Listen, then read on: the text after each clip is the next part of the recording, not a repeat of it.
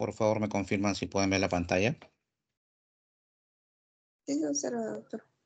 Sí se observa, doctor. Excelente. Vamos a iniciar entonces la presentación del día de hoy. Bueno, con el tema de que ya con la delegada hemos coordinado el tema. Por ahora estamos empezando con ustedes. El otro grupo tiene problemas. Está tratando de solucionarse, así que todavía no sabemos en qué momento ellos van a iniciar. Entonces, nosotros no podemos descuidar tampoco de los cronogramas preestablecidos, así que tenemos que iniciar el día de hoy. Bien, entonces el tema que vamos a presentar es revisar algunos aspectos importantes y básicos del manejo correcto de las mordeduras por ofidios venenosos, puesto que es posible que más de uno de ustedes tenga la oportunidad de manejar estos casos cuando tengan que realizar su servicio rural urbano marginal y sobre todo si van a la zona de la selva donde hay más casos de este tipo de accidentes. Y entonces hay que aclarar algunos puntos porque hay algunos, de repente, algunos manejos inadecuados, hay creencias populares con respecto al manejo y eso obviamente pues va a generar que el paciente tenga complicaciones y a veces tan graves que puede comprometer la vida del paciente. Entonces es importante manejar algunos criterios básicos de estos accidentes. Y esta es la agenda que vamos a tratar el día de hoy. Hablaremos entonces de la definición de la epidemiología tanto mundial, pero sobre todo nacional, de la taxonomía, distribución geográfica, patogenia de los accidentes o cómo actúan los venenos en el organismo, el diagnóstico, por supuesto, el tratamiento, la prevención, que es muy importante, y finalmente las conclusiones. Y entonces quería iniciar la presentación con este caso clínico que es real. Y es importante porque, como vamos a ver acá, vamos a ver el tema de los errores que se realizan con frecuencia durante el manejo de estos casos y errores que debemos corregir para evitar justamente las complicaciones o secuelas que pueda dejar estos accidentes, ¿no? Es un niño de 12 años mordido por una serpiente que localmente se le llama jergón, pero su nombre científico es Bothrops atrox. La serpiente mide aproximadamente 1,5 metros y esto sucedió en una zona remota, alejada del departamento de Ucayali. Y entonces es llevado al puesto de salud de la localidad, pero no contaba con el suero antiofídico, y esto es un problema frecuente en nuestra selva. Luego de ello, es llevado a otro puesto de salud por vía fluvial, que es la forma más frecuente de transporte en la zona. Y este viaje duró 24 horas para llegar a este otro puesto de salud, que lamentablemente tampoco contaba con el suero antiofídico. Problema serio de desabastecimiento. Y entonces, 48 horas después, es ingresado al hospital de apoyo, donde le negaron el suero porque le dijeron que era demasiado tarde, pese a que había signos evidentes de actividad del veneno. Como podemos ver acá en la imagen, una extremidad completamente dematizada, con hemorragia activa, pero aún así no le quisieron aplicar el suero antiofídico porque le dijeron que ya había pasado mucho tiempo. Así que el paciente finalmente, 13 días después del accidente, recién es llevado al Hospital Regional de Pucallpa, donde el daño a los tejidos fue tan severo con presencia de gangrena y necrosis que finalmente tuvo que ser amputada la extremidad para poder salvarle la vida a este paciente.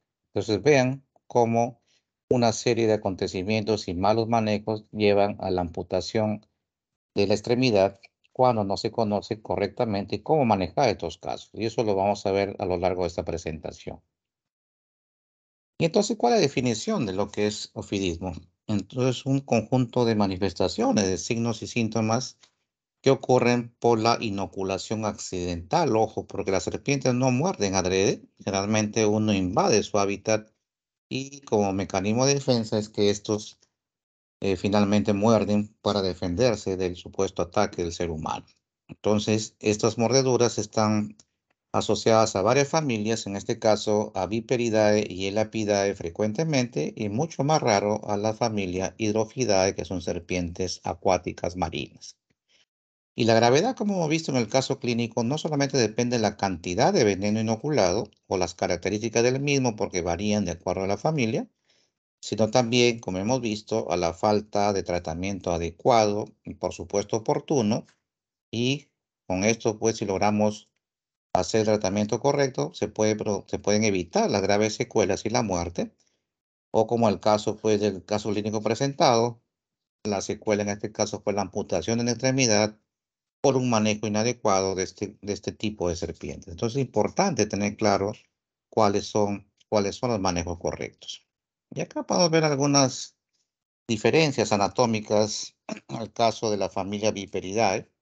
Cómo diferenciar una serpiente venenosa de una no venenosa. Y en la cabeza, por ejemplo, son escamas pequeñas y normalmente la forma es triangular o en flecha, ¿sí? En forma de corazón, dicen algunos. En cambio, las no venenosas son escamas grandes, lisas y además la forma de la cabeza es variable, aunque generalmente redondeada. El cuerpo, vemos que las venenosas tienen un cuerpo de escamas carenadas, es decir, que son ásperas al tacto y opacas a un tono mate. Sin embargo, las no venenosas son escamas no carenadas, son muy lisas al tacto y generalmente brillan. Esa es una diferencia importante. En las pupilas, en las venenosas son verticales y elípticas, en las no venenosas en la mayoría son redondeadas. Y una diferencia muy importante es la presencia de un órgano, que es la foseta loreal, que las venenosas tienen para detectar el calor de sus presas, puesto que algunas tienen hábitos nocturnos y entonces se guían por el calor para cazar a sus presas, mientras que las no venenosas carecen de este órgano. En la cola también vemos que las venenosas son corta, gruesa y en el caso del género Crotalus pueden tener cascabel, mientras que los demás géneros de esta familia no la tienen. Igual las no venenosas son largas, delgadas y estas nunca tienen cascabel. Y importante también la actitud, ¿no? Las venenosas cuando se sienten amenazadas toman una actitud de ataque y defensa, que es una forma de S, listas para morder en casos nos acerquemos más, mientras que las no venenosas tienden a escapar rápidamente a la presencia humana, ¿no? Importantes características debemos tener en cuenta. Esto básicamente con familia Viperidae, porque en el caso Elapidae, que en el caso de la serpiente de coral, es diferente. Estas diferencias son a veces no tan marcadas. Por ejemplo, el tema de la serpiente de coral son serpientes que tienen colores en anillos. Y por ejemplo, las venenosas son anillos que completan todo digamos, el perímetro del cuerpo. Entonces, forman triadas y en algunos casos tienen algún tipo de, digamos, patrón frecuente en el color. Por ejemplo, algunas serpientes de coral tienen el patrón rana, que son las siglas de la disposición rojo, amarillo, negro, amarillo. Y entonces, cuando tienen esa coloración o esa disposición de colores, se asume que son venenosas, pero no todas tienen esos colores y también son venenosas. Por eso no nos dejemos influenciar solamente por el patrón de colores. En las no venenosas, esos anillos, por ejemplo, en la parte ventral están interrumpidos, no siguen ese mismo color, y eso puede ser una diferencia, pero estar manipulando para ver de la parte ventral, por supuesto que es un riesgo. Por lo tanto, evitar el contacto. Ojos pequeños en las venenosas y ojos grandes en las no venenosas. La cabeza alta y corta en la venenosa, chata y afilada en las no venenosas. Y la cola también normalmente son corta y gruesa en las venenosas y más bien largas y delgadas en las no venenosas. ¿Y qué características epidemiológicas tenemos en el país? Lo que se ha estudiado es que los accidentes están presentes en el rango de 800 a 2000 metros sobre el nivel del mar. Y aquí justamente está incluida pues la ceja de selva, la selva baja y parte de la selva alta. Y el departamento que más casos reporta a nivel nacional es Loreto. Sin embargo, el que más letalidad se ha mostrado es el departamento de Amazonas. Probablemente por el tema de el acceso a servicios de salud, más que a que haya serpientes más venenosas en esa zona. Por supuesto que el que tiene contacto es aquel que tiene actividad laboral, que tiene más contacto con el campo o con las zonas, digamos, silvestres de estas áreas donde abundan las serpientes. Y entonces, pues, el grupo de 10 a 50 años, aquí el 80% de los casos están en ese grupo etario. Es más frecuente en varones debido a su actividad física, o laboral, perdón, en el tema, por ejemplo, de la agricultura, entre otras. Y también se ha demostrado que tiene un periodo de estacionalidad este grupo o casos de ofidismo. Sucede en los meses lluviosos de noviembre a marzo y esto no es casualidad. Recordad que en los meses lluviosos pues hay desborde de ríos Y entonces los roedores que están cerca de los ríos huyen de esa zona de desborde y se acercan más a la población urbana. Y las serpientes que se alimentan de estas, por supuesto, también se acercan buscando sus presas. Y eso hace que en estos periodos tengamos más contacto con las serpientes venenosas que el resto del año.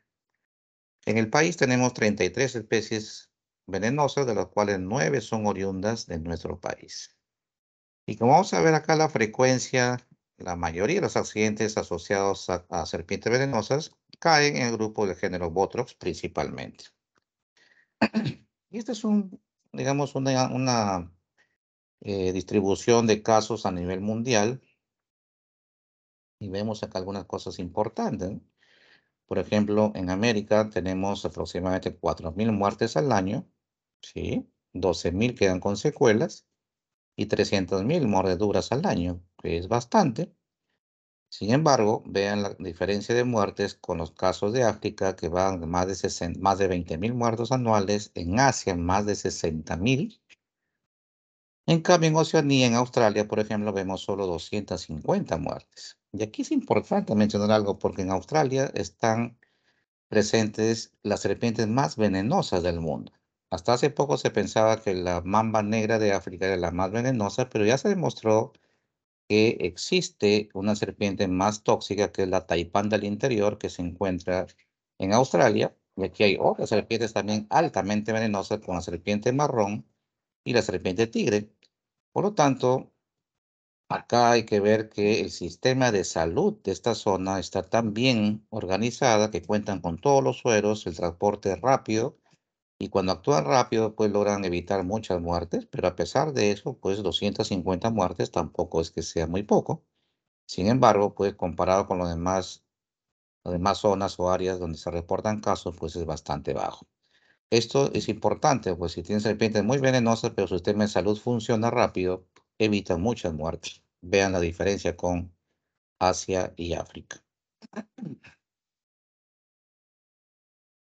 Para recordar la estacionalidad que les mencionaba, ¿no? Noviembre a marzo empiezan las lluvias, aumentan los casos, termina ese periodo lluvioso y luego disminuyen los casos nuevamente durante el año. Vean cómo año tras año el patrón se mantiene justamente en forma similar. Así que no hay mucho que mencionar ahí.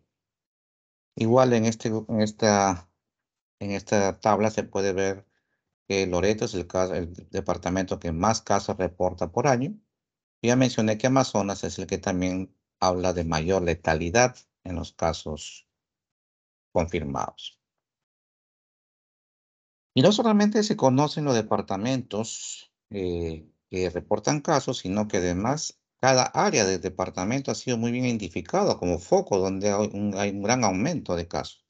Por eso, cuando ustedes vayan a hacer su cero, si están en alguna de esas zonas que están en rojo, sí, siempre deben tratar de prever el tema de que tendrán exposición a algún paciente de este tipo y deben ya solicitar con tiempo sus ceros antiofídicos y, por supuesto, conocer cuál es el manejo correcto de eso. Noten que hay puntos rojos en la costa, ¿no? Vean acá en Lima, en la costa norte, tal vez Piura. Y entonces, eso tampoco es casualidad. Ese Botros atrox que hablamos en el caso clínico inicial, que es un botro de la selva, tiene dos especies diferentes de la costa. En la costa central tenemos al Botros pictus, y en la costa norte tenemos al Botros barnetti, conocido localmente como macanche, que son variantes de la especie de la selva, pero tienen una toxicidad bastante similar. Y acá vemos entonces la distribución o taxonomía de estas serpientes tóxicas o venenosas. Y Viperidae tiene la cantidad mayor de géneros. Tenemos a Botros, Botryosis, Portidium, Crotalus y Lachesis. Y estos géneros pues tienen algunos miembros conocidos. En Botros hablamos en el caso clínico del Jergón, que es el Botros atrox, el Macanche, que es el Botros barnetti, que lo encontramos en selva alta y baja, y también en el segundo caso del Macanche en la costa norte. El Botryosis es un género de serpientes arborícolas venenosas de color verde, por eso localmente se le conoce como loro machaco, que atacan de noche, hábitos nocturnos, son gente que sale a la selva de noche y es mordido en la cabeza, en la cara. Piensa el paciente que tuvo una lesión con algún arbusto, alguna espina, y a veces no asocia el accidente con una mordedura de serpiente, ¿no? Tener cuidado en ese aspecto. Tenemos en el país, yo antes de hacer la residencia, yo no sabía que teníamos cascabel en el hospital, en el país, ¿no? Yo pensé que el cascabel solamente había en el hemisferio norte, pero sí se ha visto que en la zona de la ceja de selva de Puno, en Sandia, tenemos el género Crotalus con una serpiente cascabel también de nuestro país. Importante esto. La chesis es la serpiente más larga, la serpiente venenosa más larga que tenemos en el país. Puede superar fácilmente los 2, incluso puede llegar hasta 3 metros de longitud. Y debido a su gran tamaño, pues son muy peligrosas debido a que, aunque el veneno no es más tóxico que el resto, por su tamaño inoculan una gran cantidad de veneno y eso las hace mucho más peligrosas. Más aún cuando esta serpiente normalmente ataca en zonas muy alejadas de la zona urbana. Y entonces transportarlos hasta el establecimiento de salud puede tomar su tiempo y eso aumenta el riesgo de complicaciones, ¿no? Es importante eso. En el Apidae vemos que los géneros Micrurus y Leptomicrurus son los casos que vamos a ver acá. Aquí están las famosas corales o coralillos que tenemos en la selva, pero también en la costa norte. Y finalmente, la familia Hydrophidae con el género Pelamis, que son serpientes marinas que son altamente venenosas, pero de muy baja agresividad, de tal manera que algunas de ellas pueden caer accidentalmente en la red de los pescadores, pero que cuando son manipuladas para ser devueltas al mar, rara vez muerden al pescador. Por lo tanto, pues son muy pocos los casos de reportes de este grupo de serpientes. Sin embargo, cuando muerden, pues son muy peligrosas porque tienen un efecto principalmente neurotóxico y eso pues hace que su toxicidad sea muy grave debido al riesgo de parálisis respiratoria que puede pasar en ese tipo de toxicidad. Interesante acá esta fotografía de un esquema de cómo diferenciar en el lapidae. Vean que la zona, la cabeza es bien redondeada, las pupilas redondas, carecen de foseta loreal generalmente. Y entonces vean que a pesar de que tienen la cabeza redonda y pupilas redondas, son venenosas en esta familia. En cambio, en la familia Viperidae, la mayoría, las venenosas tienen esta cabeza triangular o en flecha. Vean cómo tienen las pupilas verticales, elípticas, y sí cuentan con la famosa foseta loreal. Pues son diferencias anatómicas que hay que recordar, porque no siempre una serpiente de cabeza redonda es inocua, porque también hay serpientes con esas características que son venenosas de la familia Elapidae. Y aquí tenemos los ejemplos, ¿no? Por ejemplo, arriba tenemos al famoso Bodrosatrox o jergón, que tiene este color, puede ser marrón oscura, en cambios de color de acuerdo a la estacionalidad. Vean esta serpiente cascabel, como tiene su cascabel en la zona de la cola, ¿sí? Esto corresponde a Viperidae. Y en Elapidae vemos el tema del Micrurus y la parte inferior del Lectomicrurus. Y vean cómo este Micrurus tiene lo que les dije, la clásica disposición rana de los colores. Rojo, amarillo, negro, amarillo. Y esto les da una particularidad de ser altamente venenosas y hay que alejarnos del contacto con estas serpientes. Vean cómo tienen la cabeza pequeña, pero esos colores no siempre se cumplen. Por ejemplo, el Lectomicrurus, como ven en la parte inferior, no tienen ese tipo de disposición de colores. Sin embargo, también son venenosas. Algunas serpientes no venenosas de esta familia adoptan también colores que no tienen el mismo patrón, pero que a veces confunden, tratando pues justamente de confundir digamos, a los animales que puedan alimentarse de estas y tratan de simular que son venenosas cuando no lo son. Pero los humanos, pues a veces puede ser muy difícil diferenciar entre una y otra, por lo tanto, si se ve una serpiente de colores así, es mejor evitar el contacto directo con ellas. Y entonces, los venenos de serpiente tienen múltiples efectos tóxicos, va a depender de la especie. Algunas comparten características similares, otras tienen características muy independientes, pero lo importante es que tienen toxicidades de diferentes tipos, ¿no? Por ejemplo, vemos acá del grupo o familia Lapidae tienen este efecto de ser agentes anticolinesterasa, es decir, bloquean el receptor de acetilcolina. Por lo tanto, su principal efecto es causar parálisis, o sea, tienen neurotoxicidad demostrada y al haber pues parálisis neuromuscular puede producir paro respiratorio y esa es la forma como pueden matar a las víctimas, en este caso al ser humano que es una víctima accidental.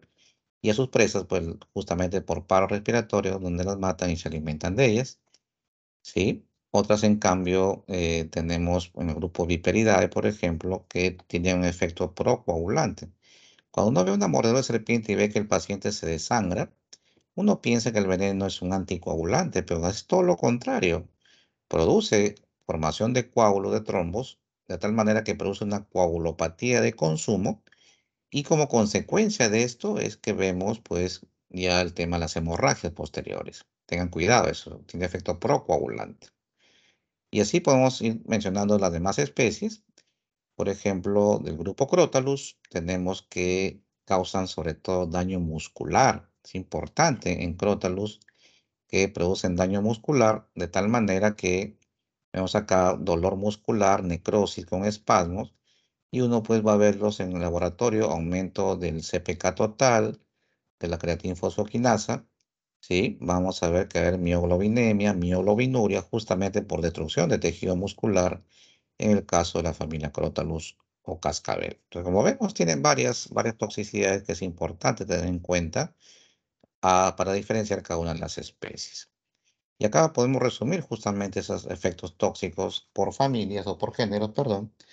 Y vemos que el grupo Botrytis, Botrioxis y Portidium comparten la acción proteolítica, destruyen tejido proteico, son procoagulantes, vasculotóxicas, sobre todo dañan el endotelio y facilitan pues la acumulación de trombos y empeoran la circulación, y también tienen efecto nefrotóxico. La chesis, en cambio, comparte el efecto proteolítico, coagulante y vasculotóxica, pero además se agrega el efecto vagal. Tiene también un efecto ahí de tipo neurotóxico. Igual que Crotalus, también tiene efecto coagulante, neurotóxico, miotóxico, que es la diferencia de los demás géneros, nefrotóxico y vasculotóxico. Y Micrurus, como les mencioné, principalmente el efecto es neurotóxico. Muy importante eso. Y entonces, clínicamente, ¿cómo podemos diferenciar los accidentes? Porque puede ser que en la mayoría de los casos el paciente afectado logró ver a la serpiente agresora, lo identifica fácilmente, si va acompañado, algunos familiares matan a la serpiente y la traen al establecimiento para poder reconocer y ver pues cuál es su clasificación y ver qué tipo de suero vamos a utilizar. Pero otras veces pues la serpiente no se ve, estaba metida en un tronco hueco, uno por accidente metió la mano ahí, fue mordido y el paciente nunca vio la serpiente agresora. Entonces, ¿cómo diferenciar clínicamente? Y aquí está el primer dato en el caso del accidente botrópico. Siempre, y eso es importante, cuando inocula veneno, siempre va a haber manifestaciones locales en la zona de mordedura. Dolor, edema, puede aparecer ya en estadios más avanzados, flictenas, equimosis, sangrado, ¿sí? Trastorno de la circulación y finalmente puede haber necrosis, destrucción de una extremidad, como el caso clínico que mencionamos al principio. Entonces, cuando hay inoculación de veneno, siempre en otros va a haber manifestación local. Así sea una exposición leve, siempre va a haber manifestaciones locales. Y esto es importante recordarles, cuando inoculan veneno, dije, puse esa, digamos, condición, porque hay que tener en cuenta que existe lo que se llama las famosas mordeduras secas. Resulta que el veneno es un tipo de saliva especializada que tiene que producir la serpiente y no es fácil producirla. Por lo tanto, la reservan para matar a sus presas, de las cuales se alimentan. Entonces, cuando una serpiente adulta se siente acorralada, puede morder y ella decide inocular o no inocular veneno. Si decide no hacerlo, entonces muerde, va a haber unas lesiones ahí de los colmillos, pero no va a inocular veneno, por lo tanto no va a haber manifestaciones locales. Esa es una mordedura seca. Tener cuidado con las crías, porque uno piensa si eso es más pequeña, es menos peligrosa, y eso es completamente falso. Porque las crías más bien no tienen esa capacidad de decidir si inoculan o no. En el caso de las crías, siempre inoculan veneno, por lo tanto sus mordeduras siempre son peligrosas. Eso ténganlo claro. Entonces, esto es lo que ustedes van a ver en un accidente botrópico. En el lapídico, en cambio, ellos, como le dije, son completamente neurotóxicos, y vean cómo empieza pues una debilidad muscular de tipo descendente. Vemos paciente que tiene tosis palpebral, ¿sí? Esta fascie que se ve abotagada con tosis bilateral, etcétera. Esto es lo que se llama la famosa facies neurotóxica de Rosenfeld, que se ve en el accidente elapídico. Y acá vamos a ver con más detalle esa clasificación. Entonces, miren, el accidente evotrópico, nuevamente insisto, se clasifica en leve, moderada y grave. Y en todos los casos, siempre, repito, siempre hay manifestaciones locales. Pero la diferencia está en que en la leve no hay manifestaciones sistémicas y el laboratorio puede estar normal o ligeramente alterado. En la moderada siempre hay manifestación local, pero aquí ya puede haber algunas manifestaciones sistémicas como hemorragias, que tampoco son tan severas. Y la grave sí, siempre manifestaciones locales muy severas con equimosis, con necrosis, y sistémicas y graves con hipotensión, con shock o incluso con hemorragia e insuficiencia renal aguda. Y acá siempre vamos a encontrar también alteraciones de las pruebas de laboratorio, tanto hematológicas como pruebas de función renal. Entonces, pero vean, esto es lo común, que así sea leve, moderada o grave, siempre hay manifestaciones locales. ¿Qué lo va a diferenciar de los otros grupos? La primera diferencia clínica que ustedes tienen que aprender a hacer. Por ejemplo, el crótalus. Vean que en la forma leve, moderada o grave, rara vez hay sintomatología y si la hay es muy leve, como parestesias, pequeños adormecimientos en la zona, pero localmente no vemos mucha manifestación. En cambio, donde ya vemos problemas es a nivel sistémico y como dijimos que el crótalus destruye tejido muscular, va a haber pues mialgias que van a ir, de acuerdo a la severidad, va a ir en aumento hasta la forma grave, la mialgia es intensa. Sí, vemos oliguria, anuria, insuficiencia respiratoria y también podemos encontrar alteraciones en el laboratorio con aumento del CPK total, como dijimos, hay mioglobinuria, mioglobinemia por efecto de la destrucción de tejido muscular. Entonces vean las diferencias clínicas que tenemos acá. Y vean que el accidente del lapídico y en general las serpientes que tienen efecto neurotóxico, vean que siempre se consideran graves. Porque el ser neurotóxico y tener riesgo de producir paro respiratorio, entonces en este contexto, pues siempre se considera grave. Siempre se considera grave. ¿Sí? Tanto puede haber mínimas manifestaciones locales como parestesias, hasta las formas más graves como la fascia miasténica, en los cuales tenemos esa característica, y también mialgias. Importante. Fascia miasténica y mialgias es lo que vamos a ver en las formas graves, pero a nivel local puede no haber muchas manifestaciones, como le digo, un ligero dolor o parestesias discretas. Muy importante entonces tener claro estos tipos de características. Siempre son graves en las que son serpientes neurotóxicas. Siempre recuerden eso. Y vamos a ver más adelante el manejo también que en las que tienen efecto neurotóxico, también el suero antiofídico debe colocarse lo más precoz posible. Ya veremos con eso con más detalle más adelante. Es una complicación que puede aparecer y cuando aparece es algo grave, sobre todo aparece en las que producen más compromiso local y entonces hablamos del género Botrox. Este es una niña de 10 años, un caso también real, 10 años sin antecedentes patológicos de importancia, que fue mordida una hora antes por una serpiente del género Botrox y como ven acá presenta dos heridas punzantes y sangrantes en la cara lateral del tercio inferior de la pierna derecha, cerca al tobillo en todo caso. Y recibe, miren, recibe oportunamente el suero antiofídico polivalente. Sin embargo, hay algunas veces que la respuesta no es la adecuada, probablemente requería una dosis mayor. Sin embargo, la evolución pues es tórpida, presenta dolor intenso, parestesias, hiperestesias, edema progresivo y tenso que llega hasta el muslo y la ingle del mismo pie o de la misma extremidad. Y lo característico acá es que presenta pérdida de pulsos tibiales con cambios isquémicos en el dorso del pie.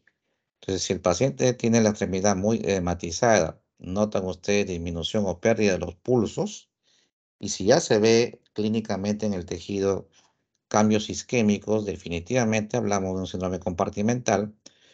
En otras latitudes tienen unos aparatitos especiales, unos manómetros que tienen una aguja, introducen la aguja dentro del tejido inflamado y la máquina le puede detectar la presión dentro de los tejidos que va a salir elevado. Eso no se tiene acá en el país, pero con esos signos clínicos podemos ya catalogar a un paciente como síndrome compartimental. Más adelante veremos cómo se va a manejar ese tipo de síndromes. Y entonces, ¿cómo hacemos el diagnóstico? Porque ya hemos visto que no siempre se identifica la mordedura. En la mayoría de los casos sí hay la antecedente de mordedura, pero otras veces no, como les decía, de las serpientes arborícolas que muerden en la cara, en la cabeza de noche y no podemos ver a la serpiente. También entonces es importante tener claro el tema del antecedente. Hay que saber la ubicación geográfica, porque si la mordedura fue pues en Sandia, una serpiente que se escuchaba un cascabeleo previo, pues eso es crótalo con toda seguridad. Si sucedió en la costa norte, una serpiente de 1,20 m, 1,5 m, marrón oscuro, beige, es un Bothrops barnetti o macanche con toda seguridad. Si es una serpiente de colores, como hemos visto con esa disposición de colores rana, eso de todas maneras es un micrurus. Entonces, por la ubicación geográfica que fue en la costa norte o en la selva, uno puede orientar el diagnóstico. Pero también si logran identificar a la serpiente agresora, las características también nos va a permitir identificar cuál es el agente causante. Y también acabo de mostrarles cómo clínicamente ustedes pueden ver, de acuerdo a la localización de la herida y el síndrome, ustedes también pueden orientar la posibilidad de ver qué especie fue la agresora. Por supuesto que hay pruebas de laboratorio, pero que no se cuentan en todos los establecimientos de salud, menos en un puesto o centro de salud, pero son básicamente el dosaje de anticuerpos contra el suero específico, que son técnicas del liso, de radioinmunoensayo o glutinación en látex, que identifican el tipo de veneno. Sin embargo, sin embargo, no puede suceder tan rápido como vemos acá. Las IgM recién se empiezan a detectar a partir del segundo día y declinan después de unas 3 semanas. Y entonces puedes esperar 2 días para tomar decisiones, pues obviamente no está justificado. Las IgG peor aparecen después del 10.º día y pueden estar presentes hasta 80 días desde el accidente. Entonces recordar que hay formas de saber, de acuerdo a los anticuerpos formados, qué tipo de veneno fue, pero no se usan de rutina por el tema de que son de aparición tardía. Pero ojo, que la serpiente una vez que muerde no solamente inocula veneno, sino que también puede inocular flora bacteriana que tiene en su cavidad oral. Y tenemos, por ejemplo, algunos gran negativos como Morganella morgani, Escherichia coli y Providencia, además de Streptococcus y Enterobacter. Pero también contiene anaerobios como Clostridium y bacteroides. Por lo tanto, estos también deben tener una cobertura antibiótica dirigida con esta flora contra gram negativos y contra anaerobios. Igual tenemos que tener claro algunas características de alteraciones de laboratorio que podemos ver de acuerdo al agente o al género agresor. En el caso de Botriosis, Portidium y Lachesis, vamos a ver que siempre a nivel hematológico vamos a encontrar alteraciones del glóbulo blanco y glóbulo rojo. Por ejemplo, glóbulo blanco, aumento del número como leucocitosis, y en el caso del glóbulo rojo, pues hay aumento del tamaño en macrocitosis, y hay también alteraciones en la forma de los glóbulos, ¿no? Como crenocitos, poiquilocitosis o anisocitosis. Y también va a haber cambios en la coagulación, por supuesto, ¿no? Fibrinogenemia, el tiempo para trombina va a disminuir también por efecto de la coagulopatía de consumo, y también bajan los factores 5 y 8, baja el total el recuento de plaquetas y por eso aumenta el tiempo de coagulación y sangría. Y en Crotalus, ya lo había mencionado, si hay daño de tejido muscular, aumento de CPK, de deshidrogenasa láctica, de TGO, y también se va a observar mioglobinemia y mioglobinuria por el daño muscular que produce Crotalus. A nivel hematopoyético, aumento de actoglobinas y de hemoglobina en orina. Y en la coagulación ya hemos visto que puede haber plaquetopenia como manifestación de este tipo de toxicidad por estos venenos. Y entonces, ¿qué hacer frente a un paciente que ha sido mordido por una serpiente venenosa? Lo primero es que tiene que estar en reposo. El paciente no puede caminar y menos correr hacia el establecimiento de salud, porque mientras más actividad física hace, el veneno se disemina más rápidamente. Por eso es importante que esté en reposo y sea llevado en camilla o algo parecido, y llevado lo más pronto posible al establecimiento de salud. Contraindicado las sangrías, no hacer cortes porque hemos visto que tiene efecto procoagulante, y entonces después vienen las hemorragias y ustedes hacen un corte, van a originar mayor sangrado, y eso no asegura que se pueda eliminar el veneno. Mucho menos si ustedes succionan la herida, pensando en que así van a sacar el veneno de su cuerpo. Definitivamente no es así, porque a nivel local el veneno se absorbe por vía linfática. Y entonces, al estar a nivel linfático, por más que lo desangren al paciente, no va a salir el veneno. Finalmente, el conducto torácico, ustedes saben todo lo demás de la parte anatómica, va a llegar al tejido circulatorio y entonces a partir de ahí se va a diseminar hacia el corazón. Pero localmente es vía linfática y por lo tanto el causar cortes, sangrías o succionar la herida no funciona para nada. Lo que es peor es que al succionar la herida podemos inocular también la alta concentración de bacterias que tenemos en la boca y eso va a originar pues obviamente mayor daño a los tejidos. Tampoco aplicarse torniquetes. Hemos visto que existe síndrome compartimental, hay problemas de circulación, hay problemas ahí que disminuyen pues, la perfusión tisular. Y si apliquemos torniquetes que comprometan la circulación arterial, también va a empeorar más el daño a los tejidos. No se debe aplicar shock eléctrico, crioterapia, hielo, nada de eso funciona en una herida. Ya hemos dicho que debe ser llevado a centro de salud más cercano que cuente con el suero antiofídico para ser administrado lo más pronto posible cuando se evidencia el efecto del veneno. Una vez estando ahí, hay que abrir una hoja de constantes vitales y volumen urinario, que hay que evaluar cómo va el paciente, hay que estar bien monitorizado, mantener en alto el miembro afectado. Si tiene laboratorio, pedir los estudios, si no, pues simplemente hacer la evaluación clínica. Se puede usar analgésicos y ansiolíticos, aunque hay que evitar los depresores del sistema nervioso central, como las benzodiazepinas. Asexia a la lesión, profilaxis antitetánica, por supuesto. Hay que colocar una vía en caso de que haya trastorno hemodinámico. Se puede usar transfusiones sanguíneas de ser necesarias. Y antibióticos, ya les mencioné que siempre hay una flora ahí inoculada. Y amoxiclavulánico, ampisulbactam son las combinaciones más adecuadas. O alguna combinación en el caso de pacientes alérgicos, ¿no? Por ejemplo, la combinación de ciprofloxacino clindamicina es una opción, cloranfenicol, etcétera, ¿no? Pero realmente hay que dar antibióticos de todas maneras en estos casos. ¿Y en qué situaciones usamos corticoides? Solamente en dos. Si aparece síndrome compartimental, y ojo que la dexametasona no evita la cirugía, porque el manejo es quirúrgico siempre, lo que puede hacer es un poco retardarlo hasta que sea derivado al establecimiento de salud más cercano que cuente con cirujano o traumatólogo que haga pues la fasciotomía necesaria. Y la otra causa de uso de dexametasona o corticoides es si el paciente hace algún trastorno de hipersensibilidad asociado al suero antiofídico. Solo en esos casos usar corticoides, en otros casos no es necesario. Y entonces los sueros antiofídicos, por supuesto, pues son dosajes, perdón, sustancias que han sido inoculadas, el suero, el veneno diluido se inocula en caballos y estos producen anticuerpos y a partir de aquí es extraídos anticuerpos por los laboratorios para poder de alguna manera ubicar o sintetizarlo como inmunoglobulinas en frascos ampolla que se inoculan al paciente de acuerdo a la especie afectada. Eso es importante porque existen lo que llamamos los sueros específicos para cada género o especie. Y entonces es específico para cada uno de ellos. Algunos sugieren antes de inocular la dosis total hacer pruebas de sensibilidad. Algunos sugieren aplicar antihistamínicos previamente. Y lo que sí está claro es que tiene que ser una infusión lenta por vía intravenosa. En general de 30 a 60 minutos debe ser la infusión, no menos. En adultos se diluye en 500 mililitros que puede usarse cloruro de sodio al 9 por mil o al 0,9% o dextrosa al 5%. Ambos se puede usar en ese tipo de pacientes, pero en niños el volumen debe ser menor, entre 100 a 200 mililitros. Lo ideal es aplicarlo en la primera hora de ocurrir el accidente.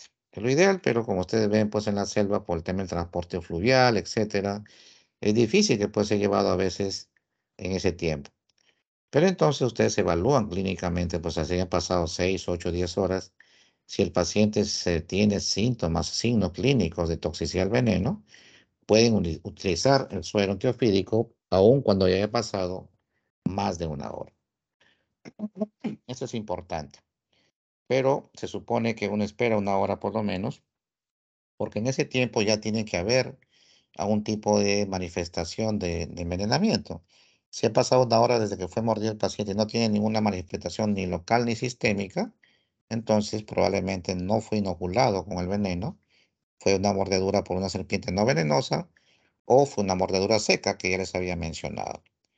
¿Sí? Yo siempre recuerdo el caso en Pucallpa de un paciente que fue mordido en emergencia, yo estaba de retén por la tarde y fui a ver un paciente que vivía en una zona urbana de Pucallpa. Dice que en su jardín vio una serpiente que le mordió el pie y que era de color, era marrón con otros colores y se perdió, no pudo capturarla. El hecho es que cuando yo llego a emergencia ya habían pasado casi 2 horas desde que fue mordido y el médico de emergencia le estaba empezando a inocular ya el suero antiofídico.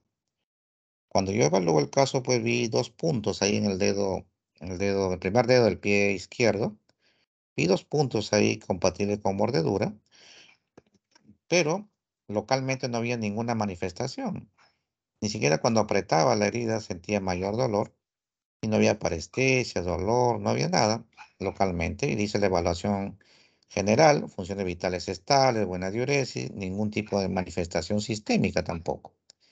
Entonces pedí al médico tratante que cierre el suero antiofídico, la infusión que la cierre porque no era necesario. Un poco se incomodó, pero tuvo que hacer caso pues a mi sugerencia y solamente indiqué que le pongan antibiótico, analgésico condicional si es que aparece dolor y observación 24 horas. Así se hizo, se mantuvo en observación. Al día siguiente el paciente seguía asintomático, sin ninguna manifestación local ni sistémica, así que fue dado de alta sin necesidad de infundir el suero antiofídico. Hay que usarlo cuando realmente se necesita. Ahí fue un desperdicio de las ampollas en un paciente que desde inicio no necesitaba usar el suero antiofídico. Entonces tengan cuidado también en cuando indican la medicación. Existen varios tipos de sueros de acuerdo a las especies más frecuentes del país, por supuesto. Nuestro país produce sueros antiofídicos en el Instituto Nacional de Salud.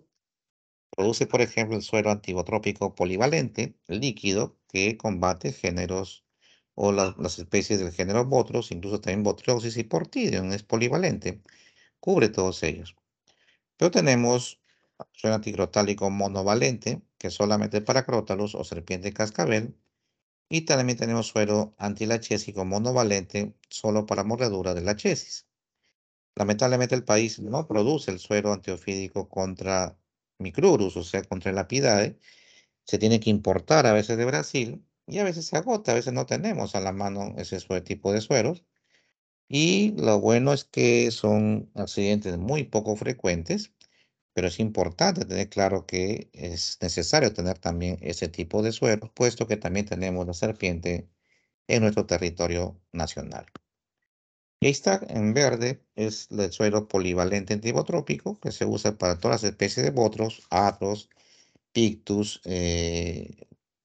barneti, para serpientes como, por ejemplo, lo que ven ahí, Bocopopropias o Gergona.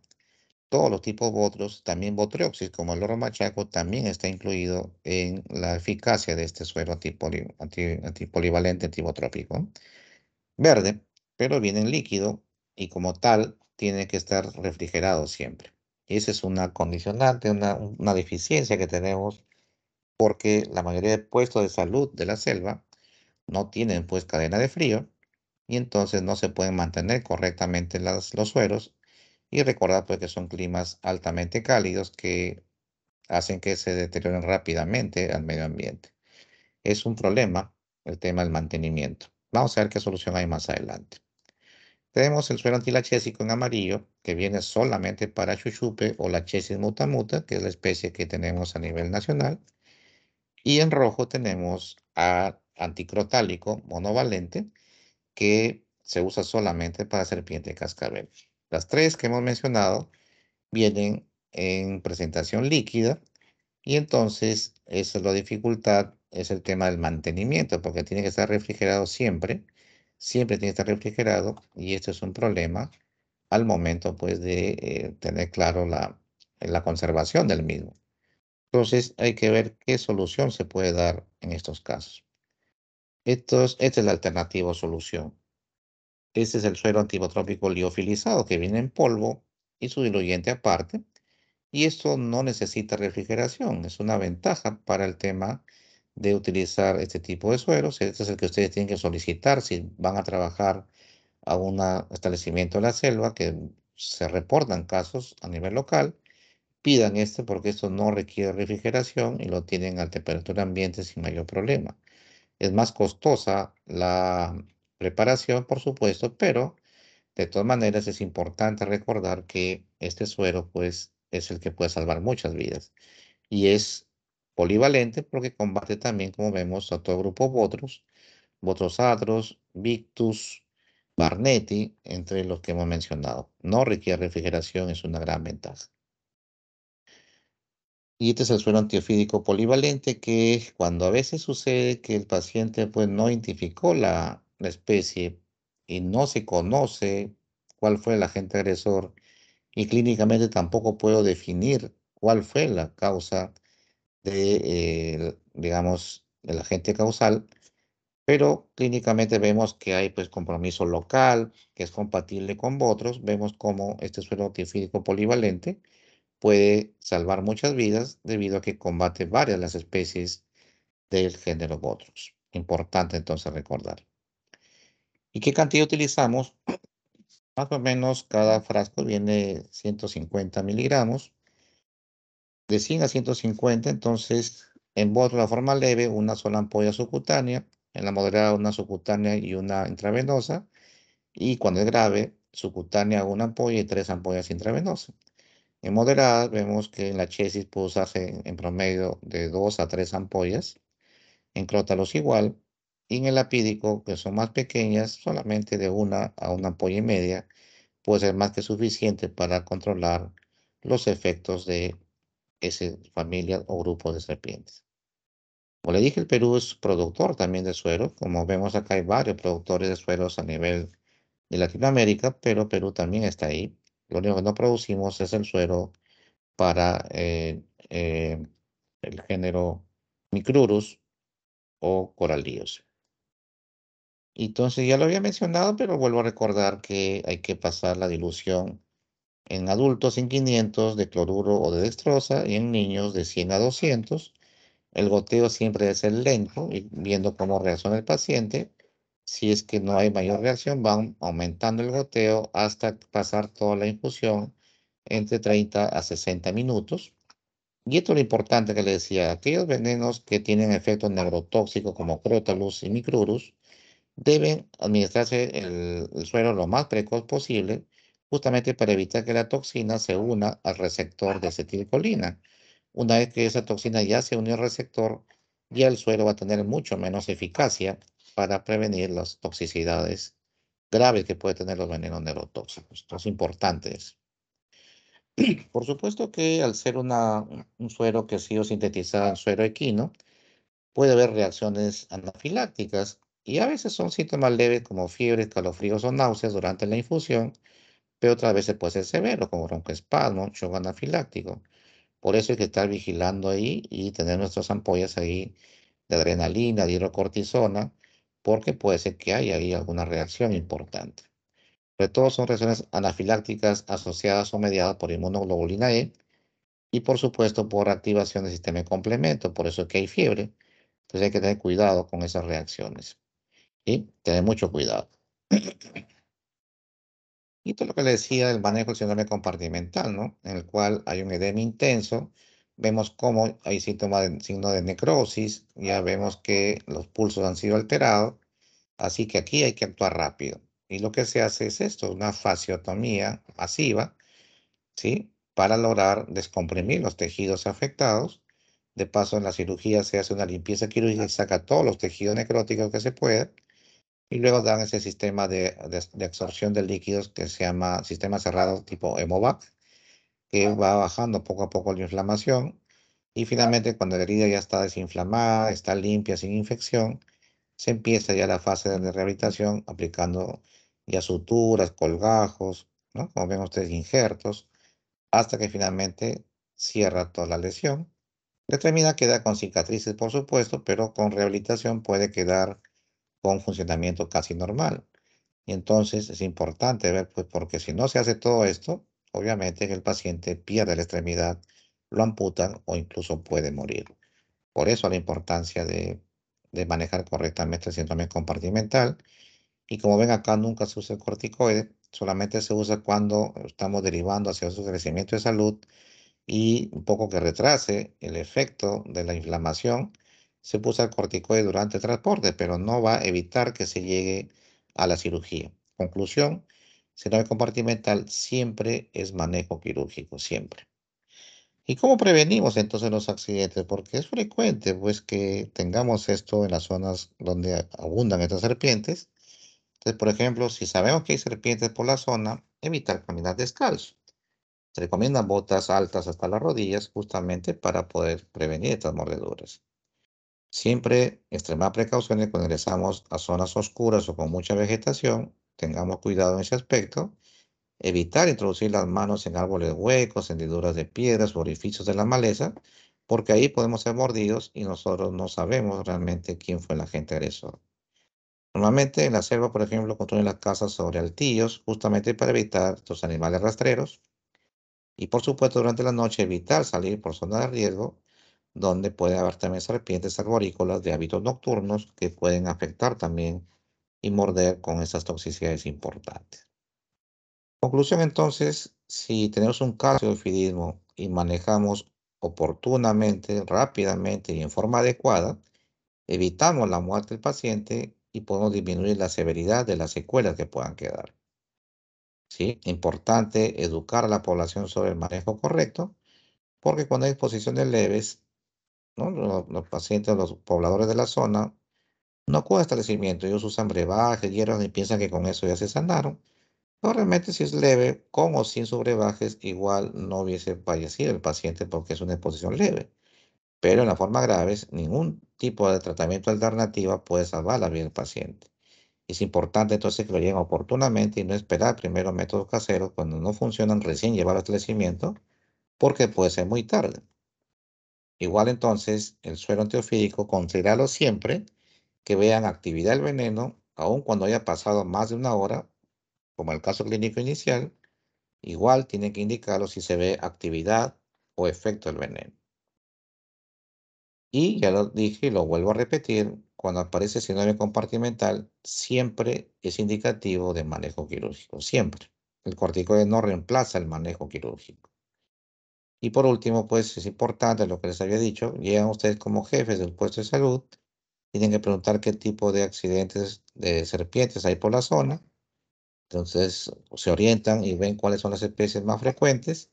Y entonces ven si cuentan con los sueros antiofídicos. Si no los cuentan, solicitan oportunamente al Ministerio de Salud para que les alcancen las ampollas necesarias de acuerdo a su proyección de cuántos pacientes son mordidos al año en la zona. Es importante eso, si no tienen cadena de frío, pidan entonces los sueros liofilizados que no requieren refrigeración para que puedan ser mantenidos correctamente dentro de su establecimiento de salud. Bien, esa es creo la última. Y vamos a pasar ahora a la ronda de preguntas para poder aclararlas en este momento. ¿Alguna pregunta, por favor?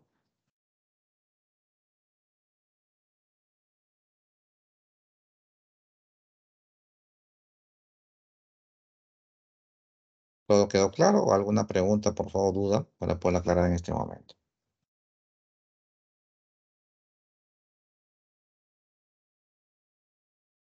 Doctor, cuando habló del tratamiento y mencionó que se le hacía al paciente la transfusión sanguínea, ¿eso es posterior a colocarle el suero? Y además, me imagino que tiene que cumplir las mismas indicaciones que cualquier transfusión sanguínea, ¿verdad? O sea, que esté menos de 7. Claro, si hay caída espontánea, pues ir viendo cuál es digamos, el tipo de glóbulo que esté afectado, ¿no? Porque si solamente hay anemia, pueden transfundir paquetes globulares.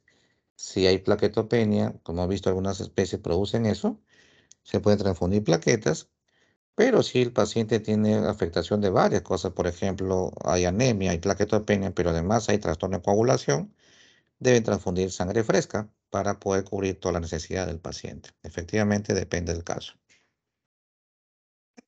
¿Alguna Y otra más o pregunta? menos, Sí. Catherine. ¿Cuánto tiempo? Sí, disculpe, doctor. ¿Cuánto tiempo más o menos se espera? O sea, después de transfundir al paciente, ¿qué es lo que se espera en el paciente? ¿Cuánto tiempo después se recuperan? El que la transfusión recupera el problema hematológico en ese momento, pero si ven ustedes que vuelve a caer el hematocrito, no se corrige digamos, los marcadores de perfil de coagulación, etcétera, entonces probablemente el manejo del suero no es adecuado y hay que aumentar la dosis del suero. Si ven que ustedes ya con el transcurso de las horas empieza a estabilizarse el paciente hemodinámicamente, las hemorragias disminuyen, va a mejorar el perfil de coagulación, ya no es necesario transfundir más. Pero el periodo es variable, o sea, puede ser tan rápido como en una hora empezar a mejorar, o puede mejorar después de 6 a 8 horas. Eso es un proceso que es variable para cada paciente y para cada especie también. Cuando nos comentó, doctor, cuando abrió la clase con el caso clínico a este paciente, refirió que todavía me tenía una acción, ¿no? El veneno. ¿Puede ser que a pesar de que no se le dé antídoto al paciente, deje de tener acción el veneno en el paciente? Sí es posible porque algunos venenos son termosensibles, el mismo calor humano empieza a neutralizarlos. Y si es una exposición leve donde hubo una inoculación escasa, pequeña, puede haber una manifestación temporal y luego deja de tener efecto. Pero es muy raro, pues, que una serpiente muerda e inocule muy pequeña cantidad de veneno, porque cuando hay una franca acción del veneno, generalmente se considera como moderada o severa, y siempre severa cuando es una serpiente de efecto neurotóxico. Pues realmente eso es variable también de acuerdo a la especie, a las características del veneno y también a la cantidad de inóculo, que es importante. Si mientras más inóculo hay, más suero antiofídico debe utilizar, justamente para disminuir los efectos que se tienen que ver tanto clínicamente como laboratorialmente. Gracias, doctor. Correcto. ¿Alguna otra pregunta, por favor? Con comentarios.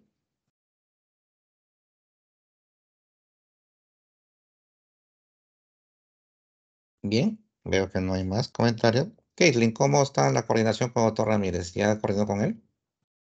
Yo también me dio mi alcohol. Sí, ¿Perdón? doctor. Sí, doctor, ¿qué tal?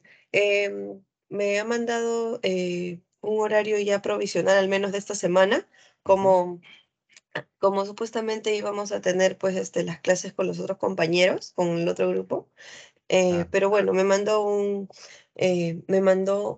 horario provisional de esta semana y también ya el día de hoy el doctor Cuellar también nos va a dar su clase.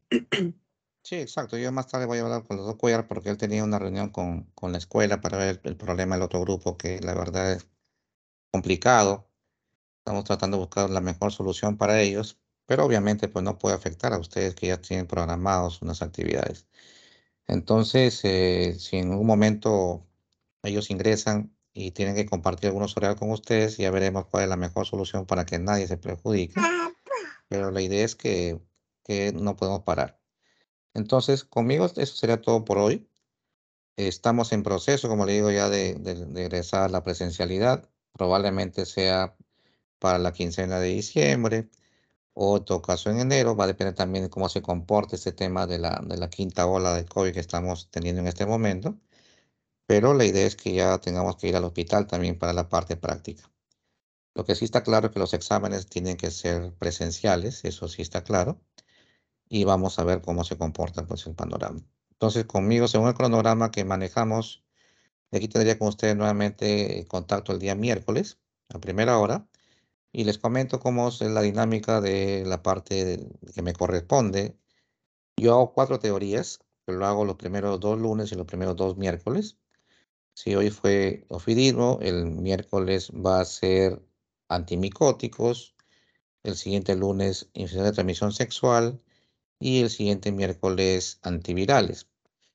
Sin embargo, hay 2 temas que yo agrego siempre al manejo que no está en el sílabo, pero es importante, que es el tema de resistencia bacteriana y uso racional de antibióticos, que también lo doy en algunas de esas fechas. Em, y a veces también hago una revisión del lepra para complementar, que es un tema que tampoco está en el sílabus.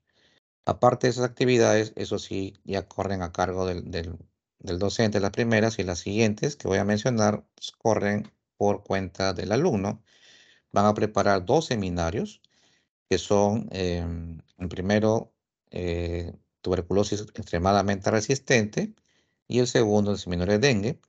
Eso se hace entre la tercera y cuarta semana, por eso le digo, hay tiempo para prepararlos. Y 2 revistas que yo les alcanzo el artículo y los grupos pues van a presentarlo. ¿Cómo funciona esto? Ustedes se dividen en subgrupos de 3, de 4, ustedes deciden cuántos grupos formar y en forma equitativa van a irse repartiendo las actividades, ¿no? 2 casos clínicos, 2 seminarios y vamos viendo pues el tema, perdón, dos revistas. Y también a veces ahí agregamos, dependiendo del tiempo, como nos dé de las 4 semanas, la idea es que cubramos la mayor cantidad posible de actividades. Entonces, lo obligatorio son las 4 teorías, los 2 seminarios y dos revistas, pero en la medida del tiempo agregamos algunos temas adicionales. No sé si tienen alguna duda al respecto. Sí, doc, me dijo 2 seminarios.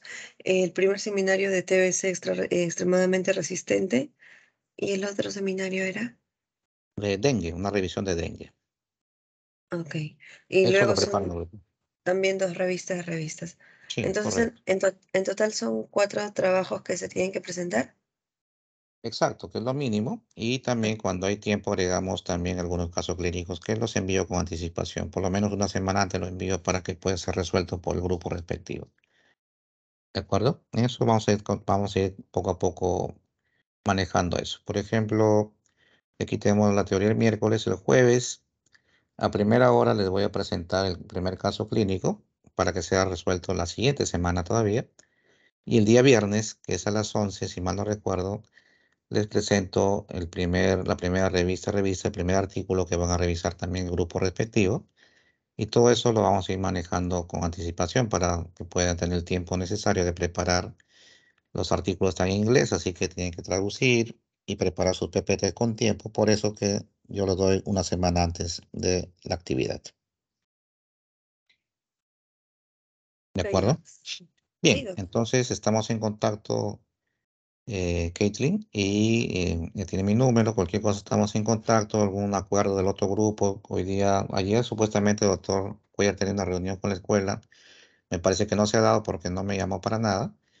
Yo, a partir del mediodía, que creo que el tiempo con más de tiempo, a partir de la 1, voy a estar comunicarme con él para ver qué quedó.